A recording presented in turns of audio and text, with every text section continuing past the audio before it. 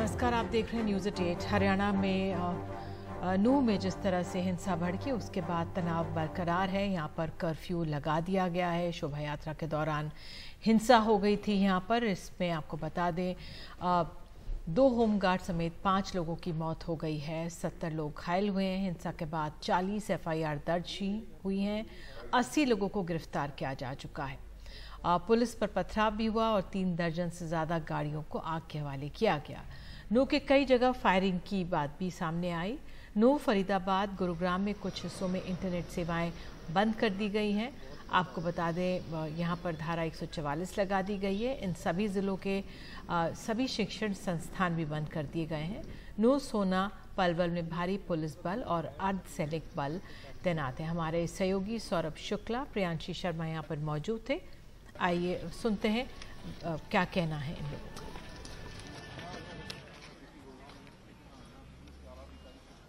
घटना इस प्रकार हुई कि वहाँ समाज की एक यात्रा जो हर वर्ष निकलती थी उसका आयोजन किया जा रहा था और कुछ लोगों ने एक षड्यंत्र रच करके उस यात्रा पर आक्रमण करना शुरू किया और आक्रमण न केवल यात्रा पर बल्कि पुलिस के ऊपर भी उन लोगों ने किया, जिसके परिणाम स्वरूप यात्रा को भी भंग किया गया और बहुत से स्थानों पर आगजनी की घटनाएं हुई, गाड़ियां जला दी गई। निश्चित रूप से एक बड़े षड्यंत्र का कहीं ना कहीं हिस्सा लगता है। हम इस वक्त उस चौक पर खड़े हैं जहां पर कल पत्थरबाजी, आगजनी, गोलियां, वो सब कुछ हुआ जो लोकतंत्र को शर्मसार कर देने वाला है। ये नूंह का वही चौक है जहां से कल हिंसा शुरू हुई। अब इस वक्त यहाँ सन्नाटा है, पूरे नूंह में कर्फ्यू लगा हुआ है। अब तक 70 से ज़्यादा लोगों की गिरफ्तारी हो चुकी है। इस पूरे मामले में प्रशासन के मुताबिक 5 लोगों की मरने की पुष्टि है, जिसमें 2 पुलिस वाले भी शामिल हैं। 44 FIR दर्ज हो चुकी हैं, जिसमें आगजनी, लूटपाट, हत्या, आर्सन, इन धाराओं में ये FIRs हैं और इसमें जो मुल्जिम हैं, जो बुग्ध हैं, ज्ञात और अज्ञात में, वो 500 से भी ज़्यादा हैं और भी लोगों को चिन्हित करके पहचान करवा करके उन्हें बुक किया जा रहा है। हर साल शोभा यात्रा निकलती है, लेकिन हिंसा क्यों नहीं होती? अगर आपको बताएं तो 2 दिन पहले इस यात्रा के एक वीडियो वायरल हुआ मोनू मानेसर का। मोनू मानेसर लगातार फरार है और बीच बीच में आकर के भड़काऊ बातें, वीडियो सोशल मीडिया पर डाल देता है। इस बार भी उसने कहा कि उस यात्रा में शामिल होगा और मेवात पर हम चढ़ाई करने आ रहे हैं। रोक सको तो रोक लो। बस अफवाह फैलाकर मोनू मानेसर फरार है। न वो यहाँ आया, कहाँ है पता नहीं, लेकिन उसके एक बयान ने माहौल ख़राब कर दिया। कई जाने गईं, न जाने कितनों की दुकानें जलीं, कितनों की गाड़ियाँ। सहयोगी सुशील राठी के साथ नूंह से सौरभ शुक्ला, NDTV इंडिया। सभी इसी स्थिति में है कि जो कल के दुर्भाग्यपूर्ण घटनाक्रम हुआ है उसी की चिंता में है और इलाके में अमन चैन रहे उसी के प्रयास जो है हम कल से ये घटना के बाद हो रहे हैं। और सबकी यही है कि इस इलाके में हमेशा से हम सदियों से जो है मिलजुल के यहाँ विभिन्न संप्रदाय के लोग, जातियों के लोग यहाँ रहे हैं हमेशा से और कभी किसी चीज़ की ऐसी घटनाएं नहीं हुई हैं। चाहे कलश यात्रा हो, हर साल कावड़ यात्राएं होती हैं, हर साल जो है जितने भी धार्मिक समागम हैं वो होते हैं। कभी अभी तक कोई इतिहास है, कभी कोई टकराव नहीं हुआ। ये मैं मानता हूँ कि प्रशासनिक फेलियर है। पुलिस, जबकि हमने उनको आगाह कर दिया। नूंह से शुरू हुआ हिंसा गुड़गांव में अभी भी फैल रहा है। ये कुछ दुकानें हैं मेरे पीछे, जो दुकानें हुआ करती थी। एक झुंड आया करीब 100-200 लोगों का, जो हमारे जो लोकल्स यहाँ पर हैं वो हमें बता रहे हैं, और उन्होंने इन दुकानों में आग लगा दी। आप देख सकते हैं एक रेफ्रिजरेटर जैसा दिख रहा है जिसमें आग लगा दी है, एक कैबिनेट है उसमें आग लगा दी है, और भी बहुत सारा सामान है। एक कुर्सी है जो पूरी तरीके से जल चुकी है। ये टीन के जो शेड्स थे इन दुकानों पे वो पूरी तरह से नीचे आ चुके हैं। ये दुकानें पूरी तरह से जला दी गई हैं। ये इलाका है गुड़गांव का बादशाहपुर इलाका। ये नेशनल कैपिटल रीजन में आता है, दिल्ली से करीब 10-15 किलोमीटर दूर है। एक दुकान थी, एक नॉनवेज रेस्टोरेंट था, एक और कबाड़ी की दुकान थी और लोकल्स हमें बता रहे हैं कि वो दोनों दुकानें यहाँ पर जला दी गई हैं। कुछ हम यहाँ के लोगों से बातचीत करते हैं। सर, आप यहीं रहते हैं? हाँ। कहाँ रहते हैं? मैं यही रहता हूँ बगल में ही। जी, तो ये कब आग लगी, कब देखा? 1 घंटे पहले देखा मैं। जी, कितने लोग करीब आए होंगे? फिर मैं बालकों को देखा जाते हुए, देखा नहीं आग लगाते हुए। जी, ये क्या दुकानें थी, किस चीज़ की? और जिनकी कबाड़ी की थी और एक होटल वाले। जिन लोगों की दुकानें थी वो कहाँ हैं? ये तो पता नहीं कहाँ गया, दुकान छोड़ के भाग गया लोग। हरियाणा पुलिस की एक वैन अभी यहाँ आ रही है, फायर ब्रिगेड भी यहाँ थी, अभी फायर कंट्रोल किया है और अब आप देख रहे हैं कि हरियाणा पुलिस की भी एक वैन आ रही है। हरियाणा के गुरुग्राम से कैमरा पर्सन जोसेफ के साथ प्रियांशु शर्मा, एनडीटीवी इंडिया के लिए। सुप्रीम कोर्ट ने मणिपुर की हिंसा को लेकर राज्य के डीजीपी को सोमवार को तलब किया है। सुप्रीम कोर्ट ने आज की सुनवाई में कई अहम और सख्त टिप्पणियां की हैं। ये मसला भी उठा है कि आखिर इस मामले की जांच कैसे हो। Chief justice DY Chandrachud, justice Pardiwala और जस्टिस मनोज मिश्रा की बेंच ने सुनवाई की। मुख्य न्यायाधीश ने बहुत सख्ती से कहा है कि ऐसा लगता है कि मणिपुर में संवैधानिक मशीनरी का पूरी तरह से ब्रेकडाउन हो चुका है, वहां कोई कानून व्यवस्था नहीं बची है। किस तरह जांच इतनी सुस्त है, इतने लंबे समय बाद एफआईआर दर्ज होती है, गिरफ्तारी नहीं होती, बयान दर्ज नहीं किए जाते। सुप्रीम कोर्ट ने यह भी सवाल उठा दिया कि वायरल वीडियो वाली लड़कियों को अगर पुलिस ने ही भीड़ के हवाले किया तो क्या किसी पुलिस वाले पर कार्रवाई हुई है? सरकार की ओर से पेश सॉलिसिटर जनरल तुषार मेहता ने कहा है कि केंद्र की ओर से कोई सुस्ती नहीं है, सीबीआई की टीम वहां पहुंच चुकी है। इस पर भी सुप्रीम कोर्ट ने सवाल खड़े किए हैं कि अदालत ने पूछा है कि क्या सभी 6000 मामलों की जांच सीबीआई करेगी। एसजी ने कहा है कि सीबीआई 7 मामले देख रही है। अदालत ने फिर पूछा कि 6523 एफआईआर की जांच कौन करेगा। तो आपको बता दें, इस पूरे मामले में सुनवाई अब सोमवार को होगी। पूरे देश में जातिगत जनगणना को एक बड़ा मुद्दा बनाने की तैयारी कर रहे बिहार के मुख्यमंत्री नीतीश कुमार को आज एक बड़ी जीत मिली है। बिहार सरकार अब राज्य में जाति आधारित गणना कर सकेगी। आपको बता दें, इससे पहले पटना हाई कोर्ट ने रोक लगा दी थी। नीतीश कुमार कहते आए हैं कि सामाजिक न्याय के लिए ये आवश्यक है कि जातियों की सही गणना सामने रहे। आज पटना हाई कोर्ट ने बिहार में जातिगत गणना पर लगी रोक हटाई। जातिगत गणना को चुनौती देने वाली सारी याचिकाएं खारिज की। 4 मई को अंतरिम आदेश में हाई कोर्ट ने रोक लगा दी थी। दोनों पक्षों की दलील सुनने के बाद 7 जुलाई को फैसला सुरक्षित रखा गया था। हाई कोर्ट के फैसले से जो याचिकाकर्ता नाखुश थे, सुप्रीम कोर्ट जाएंगे और हाई कोर्ट का आदेश आने के साथ ही राज्य सरकार ने सभी जिला अधिकारियों को पत्र लिखकर जाति आधारित गणना का काम तुरंत शुरू करने का आदेश भी दिया है।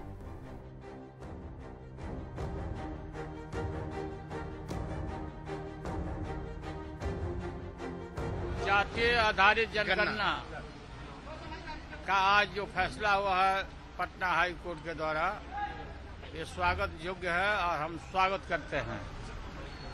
ये सिर्फ फैसला नहीं है, गरीबों के पक्ष में ये फैसला है। अब गरीबों के रास्ते राह खुलेंगे। उनका सर्वेक्षण होने के बाद उनकी स्थिति का पता लगेगा, आर्थिक स्थिति क्या है। राष्ट्रीय स्तर पर जनगणना होनी चाहिए, उसके लिए मेरी पार्टी सपोर्ट करती है। मेरा तो कहना यह है कि खाली ओबीसी का सेंसस नहीं होना चाहिए, ओबीसी का तो होना ही चाहिए, लेकिन अगर सभी जाति का होता है उसमें हर कास्ट का कितना परसेंट है उसकी जानकारी मिलेगी। लेकिन केंद्र की डिफिकल्टी ये है कि संविधान ने मतलब जाति व्यवस्था को खत्म कर दिया है, इसीलिए जाति के आधार पर जनगणना करना टेक्निकली सरकार के लिए थोड़ा डिफिकल्ट है। और आपको बता दें, लोकसभा में मणिपुर पर हंगामे के बीच आज दिल्ली सेवा बिल पेश हो गया है। कांग्रेस ने इस बिल का विरोध किया है। इस पर गृहमंत्री अमित शाह ने कहा कि विपक्ष का ये विरोध पूरी तरह से राजनीतिक है, क्योंकि संसद को दिल्ली के लिए कानून बनाने का अधिकार संविधान ने दिया है। इस बीच वाईएसआर कांग्रेस के बाद अब बीजेडी ने भी दिल्ली बिल का समर्थन करने का फैसला किया है। इससे राज्यसभा में इस बिल की राह आसान हो गई है। साझी की ओर से प्रस्ताव करता हूं। हमारे संविधान ने इस सदन को संपूर्ण सत्ता दी है कि दिल्ली राज्य के लिए किसी भी कानून को लेकर आने की। सर्वोच्च न्यायालय ने स्पष्ट किया है कि संसद दिल्ली संघ राज्य क्षेत्र के लिए कोई भी कानून बना सकता है। अतः ये सारे जो ऑब्जेक्शन लिए गए हैं वो राजनीतिक है, इसका कोई संवैधानिक आधार नहीं है। ये विधायक निर्वाचित दिल्ली विधानसभा से सेवाओं से संबंधित मामलों को कानून बनाने की शक्ति को वापस ले लेता है। बड़े संक्षेप में 4 बिंदु पे बात करना चाहते हैं। संविधान की पॉइंट पे संविधान की 7वीं अनुसूची के तहत सेवाएं राज्य का विषय है, इसलिए एनसीटी विधानसभा को एनसीटी की सेवाओं से संबंधित सभी विषय पर बिना किसी गतिरोध अड़चन के कानून पारित करने का अधिकार होना चाहिए था। इस प्रकार यह विधायक संविधान का स्पष्ट उल्लंघन है। और आपको बता दें, लोकसभा में 8 से 10 अगस्त तक अविश्वास प्रस्ताव पर चर्चा होगी। प्रधानमंत्री मोदी 10 अगस्त को चर्चा का जवाब देंगे। कांग्रेस के गौरव गोगोई ने सदन में अविश्वास प्रस्ताव रखा। विपक्ष लगातार मणिपुर मुद्दे पर संसद में चर्चा और प्रधानमंत्री के बयान की मांग कर रहा है और इसी मकसद से विपक्ष ने अविश्वास प्रस्ताव पेश करने का फैसला लिया था। 26 जुलाई को नियम 198 के तहत अविश्वास प्रस्ताव पेश किया गया था।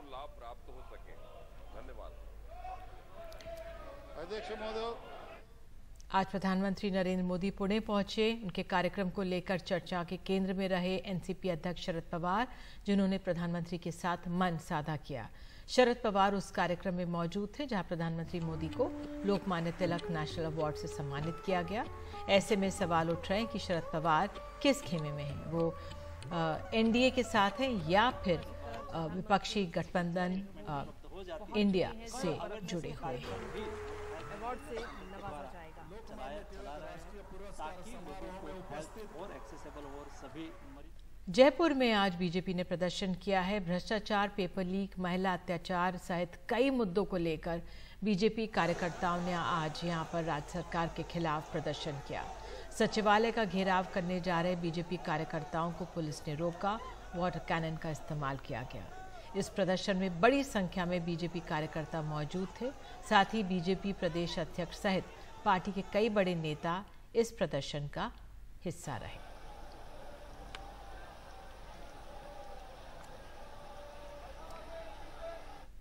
सुप्रीम कोर्ट ने सख्त चेतावनी जारी कर हाई कोर्ट और सभी राज्यों से कहा है कि वो 7 साल से कम सजा वाले अपराधों में मैकेनिकल तरीके से गिरफ्तारी ना करें।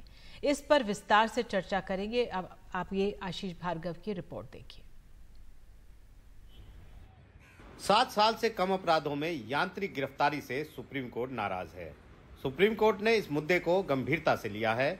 सुप्रीम कोर्ट ने कहा है कि हमारा 2014 का आदेश ही गाइडलाइन है, इसका पालन सभी राज्यों में करना होगा। इस आदेश को सभी राज्यों के डीजीपी को भेजा जाए। हाई कोर्ट भी सभी निचली अदालतों को सूचित करे। I showed this to the honorable judge. Then Supreme Court ने कहा this should not have been passed. Then I said कि this Arnesh Kumar judgment, which is of 2014, it is still not being followed. Thereafter Supreme Court, उसके बाद माननीय सर्वोच्च न्यायालय ने ये शुरू किया कि भाई we will pass again some guidelines, और सुप्रीम कोर्ट ने उसी 2014 के अरनेश कुमार के मैंडेटरी गाइडलाइंस को फिर से रिआइटरेट करते हुए पूरे देश में सारे हाई कोर्ट्स को ये कहा है कि आप इसको एक नोटिफिकेशन के तौर पर बनाकर और सब जगह सर्कुलेट करें। एंड ऑल दी डीजीपीज जितने पूरे हिंदुस्तान में हैं स्टेट्स के, उनको भी डायरेक्शन दिया है कि उस नोटिफिकेशन को वाइडली सर्कुलेट करें, सो इन्वेस्टिगेटिंग ऑफिसर्स वेल वर्स्ड हों और ये तरीके से हो और ये चीज़ें फिर से रिपीट ना हो। हाई कोर्ट का डायरेक्शन ये है कि हाई कोर्ट खुद भी और जितने नीचे की कोर्ट्स हैं उसको ये सर्कुलर वाइडली सर्कुलेट करें, सो दैट ये मिसयूज और इस तरह की कंफ्यूजन्स फिर ना हो। एनसीआरबी के आंकड़ों के मुताबिक 2021 में 5,54,000 कैदियों में से 4,27,000 विचाराधीन कैदी थे। उनकी हिस्सेदारी 2021 तक 77% हो गई, जबकि 2012 में ये 66% थी। हम लोग honourable supreme court of India के बहुत आभारी हैं। दुर्भाग्यवश झारखंड हाई कोर्ट से बेल रिजेक्ट हुआ था, जिसके बाद हम लोग किसी तरह सुप्रीम कोर्ट पहुंचे जहां से मेरे पूरे परिवार को न्याय मिला, जिसके लिए हम लोग honourable supreme court of India के बहुत आभारी हैं।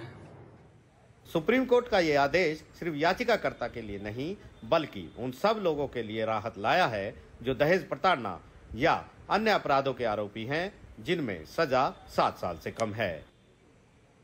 दरअसल सुप्रीम कोर्ट ने 2014 में एक अहम फैसले में कहा था कि 7 साल से कम की सजा वाले केसों में आरोपी को तब तक गिरफ्तार न किया जाए जब तक उनके केस से छेड़छाड़ करने या फरार होने की संभावना न हो। ऐसा पहली बार नहीं है कि सुप्रीम कोर्ट ने इस मामले में दखल दिया हो। सुप्रीम कोर्ट ने कई बार पुलिस को, राज्य सरकारों को चेताया भी था, लेकिन उसके बावजूद इस तरह की गिरफ्तारियां होती रहीं। अब सुप्रीम कोर्ट ने इसे गंभीरता से लिया है और 10 हफ्ते के भीतर सभी राज्यों को अनुपालन रिपोर्ट दाखिल करने को कहा है। नई दिल्ली से आशीष भार्गव, एनडीटीवी इंडिया। और आपको बता दें, कांग्रेस नेता राहुल गांधी आज सुबह करीब 4 बजे दिल्ली की आज़ादपुर मंडी पहुंचे। यहां उन्होंने सब्जी और फल विक्रेताओं से बात की, उनकी समस्याएं पूछी। राहुल गांधी ने सब्जियों फलों के बढ़ते दाम को लेकर लोगों की चिंताओं को भी जाना।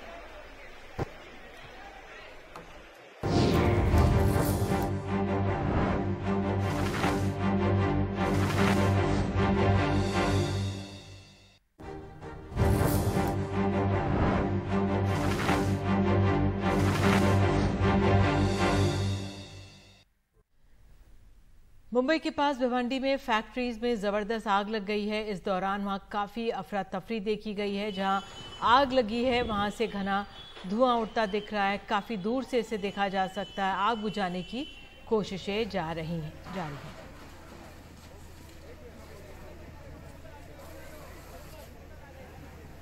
ईडी मनी लॉन्ड्रिंग मामले में हीरो मोटोकॉर्प के चेयरमैन पवन मुंजाल के परिसर में तलाशी हुई। पिछले साल ईडी ने दिल्ली एयरपोर्ट पर डीआरआई ने मुंजाल के एक करीबी को पकड़ा था।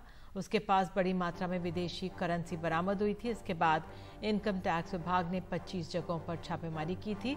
अब ईडी इसी मामले की मनी लॉन्ड्रिंग के तहत जांच कर रही है।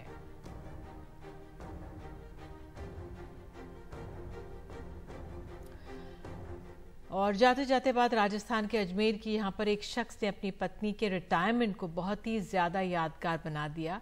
पत्नी सरकारी स्कूल में बरसों से नौकरी के बाद जब रिटायर हुई तो उनको लेने के लिए लग्जरी कार उनको लेने पहुंची। इस पर एक शानदार लिमोजीन थी और आपको बता दें ड्रोन के ज़रिए इस पूरे कार्यक्रम की शूटिंग भी हुई।